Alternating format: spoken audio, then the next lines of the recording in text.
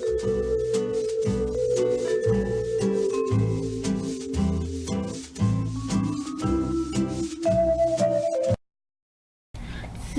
the SpongeBob SquarePants movie, Nickelodeon Movies saw animation success, sort of, but will the streak hold? Let's find out. The Wingos Movies. Stories about a thespian lizard trying to survive the harsh conditions of a town named Dirt. Yep, it is literally called Dirt. The computer animation was done by Industrial Light and Magic. It was also their first animated film that they worked on. This movie has references from movies like Chaintown, A Fistful of Dollars, The Good, Bad, and the Ugly, and more. Since they wanted to compete with Pixar and DreamWorks, they oddly tried something aside from family entertainment. Now that doesn't mean the movie's not for kids at all. The creators wanted the voice actors to experience the Wild West and gave Johnny Depp, the voice of Wingo, 20 days to do his voice. And the song where Wingo gets rejected was actually used in another film called Kingdom. When it was released in theaters in March of 2011, the streak actually continued to hold. It is now Nickelodeon Movies' most critically praised film. And it also, no joke, won the Academy Award for Best Animated Feature. And as for the box office, it got $140 million worldwide against an $135 million budget. And this next film might be the Tinny Tin Movie. Stories about a boy who travels around the world because of his mission.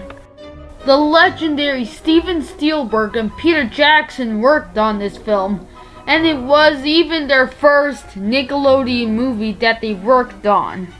As for the production, with Hirsch, the creator of the comics, becoming a fan of Spielberg, and a huge one, who didn't like the previous film adaptations and the 1957 cartoon. And Hirsch also thought that Steven Spielberg is the only one who can create a good adaptation to Tintin. In 2001, Spielberg revealed that he was interested in making an adaptation to Tintin.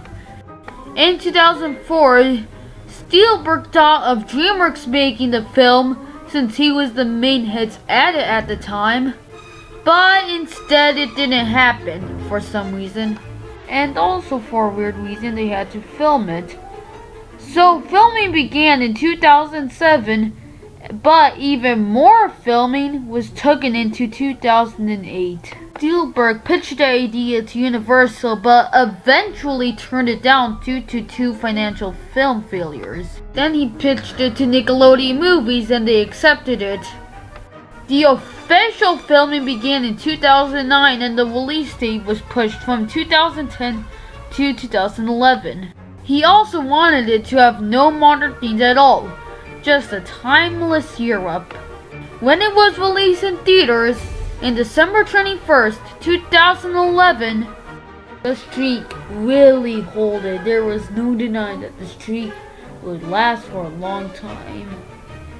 It managed to get a 75% in Rotten Tomatoes and a 68 metric. And as for the box office, it ended up being Nickelodeon Movies' most financially successful movie of all time, with a $374 million worldwide against a $135 million budget. By the way, the next Nickelodeon movie is mostly hand-drawn. Ooh. What could it be? It may seem like a live-action / CGI movie, but just wait a minute. By the way, it's the SpongeBob sequel! Yay! Stories about SpongeBob and the main gang trying to stop a pirate called Burger Beard from destroying Bikini Bottom by going out of water. In 2009, Digital Spy went in an interview with Paul Tibbitt for asking for a sequel to the SpongeBob SquarePants movie, but then Paul Tibbitt didn't thought it was a good idea for the same reason as Steven Hillenburg.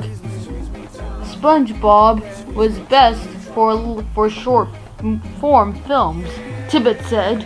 After a few bits and bobs happening, in February 28, 2012, it was officially announced that a sequel was in production. Well, at the time. Also, it was originally supposed to be released in late 2014, but it got delayed until early 2015. The hand-drawn animation was done by Rough Draft Animation in South Korea, while the CGI animation was made by Aurora VFX in Australia. It even included a little bit of stop motion animation in the scene where SpongeBob and Plankton first meet Bubbles. As for the live action sequences, filming took place, believe it or not, between September 2013 and was finished in November of the same year.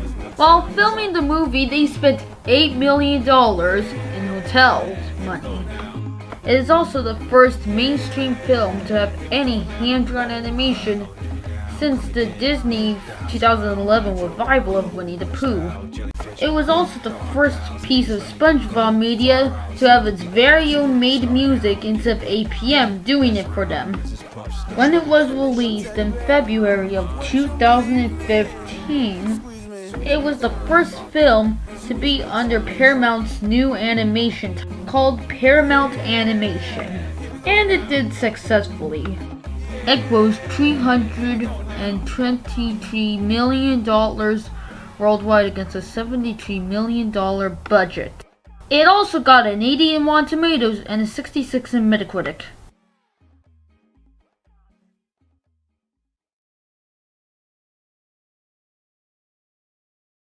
Now, not only am I gonna conclude this video, but I'm also gonna conclude this entire series now. And one last thing, sometime during the future, I'm gonna do the whole Nickelodeon Movies thingy combined. It'll be the full history of the animated movies. No part left behind. But it also would be edited. I have concluded this series, and goodbye.